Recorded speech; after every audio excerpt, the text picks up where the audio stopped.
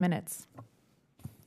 Thank you, Madam Chairwoman. So, hurricane season is on us. I represent the 6th District of Florida.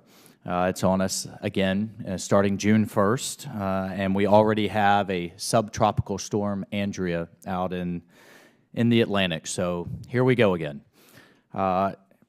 In my area, representing Daytona Beach, sea levels are expected to rise by 5 inches just in the next 15 years. I have nearly 70 miles between Volusia, Flagler, and St. Johns County that are at risk and continue to be at risk by a series of storms. So, number one, I want to commend Governor DeSantis, my predecessor in this seat, for making the environment and resiliency a priority in his new administration. He has recently named a chief science officer and plans to name a chief resiliency officer for the state of Florida. And I want to give him due credit for that. I myself have joined the National Flood Coalition. So I think we are changing the nature of actually what we're doing on this side of the aisle to get things done. But in my state, and certainly in my area, this flooding issue isn't just homes; it's roads, it's evacuation routes, it's a military issue, according to recently released DoD reports. So we truly need to take this on and get serious about it, and I'm certainly serious about it, and I know the governor is serious about it. So first question for you, Mr. Averill. Given your research and based on your knowledge at NIST of the available technology to map flooding and sea level rise and the materials available to build transportation infrastructure, specifically what types of technologies should we be using? And I understand, Mr. Reeve, your point on that you've made repeatedly that this is really an education process. I'd be interested in your thoughts as well as specifics of what this committee can do, what we can do from a federal standpoint, or encouraging our state colleagues to get that word out to our various builders and our and folks setting the codes at a local level. But what types of technology and materials should these vulnerable areas be using?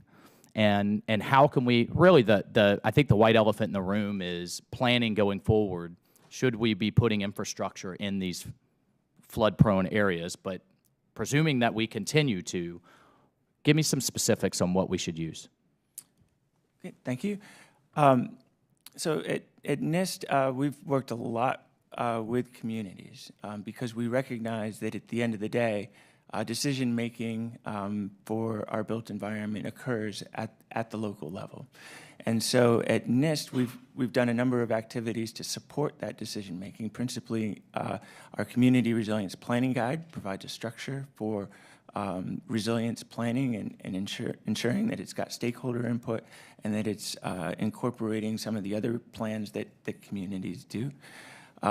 We also do a lot of research, as I mentioned previously and discussed in my testimony. Sorry, not to interrupt you, do you find that guide is, I mean, is it actively being used? Is there a high level of awareness at the local level? We certainly are publishing it as broadly as we can. We are presenting it at conferences where people we think need to hear that. We have a specific stakeholder outreach strategy to try to get that as broadly taken up as possible.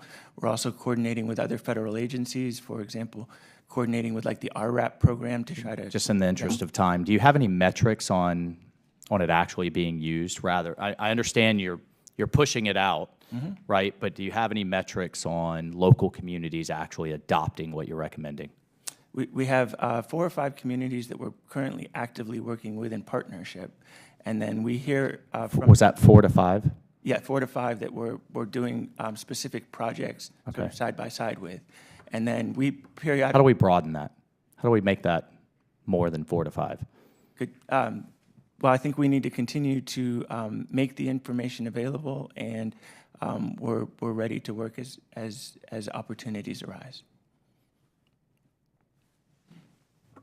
Mr. Reeve, I think I'm out of time, but Mr. Reeve, any my- comment from the private sector? One comment on that, where you're tied on making some of that happen, is the fact that when there is federal funding that is part of the local project administrations, the LPA programs and other ones that are there, is that you push down and say one of the requirements is that they reference and they take a look at the documents that are out there. You're saying that's currently in place or needs to be in place? It needs to be in place. There are certain things that get pushed down when federal funding is involved, but if there are other ones in there, like I said, if you're looking at from a point of view, looking at the resiliency side, then those are some of the ones. If it's not getting out there, that's at least a way in which you can Thank you. push it on them.